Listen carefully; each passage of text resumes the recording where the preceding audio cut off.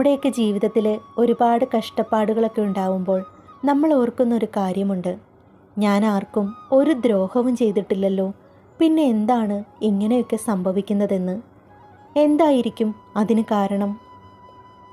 ഏതൊക്കെയോ ജന്മങ്ങളിൽ നമ്മൾ ചെയ്ത പാപപ്രവൃത്തികളുടെ ഫലമാണ് ഇന്ന് നമ്മൾ അനുഭവിക്കുന്നത്.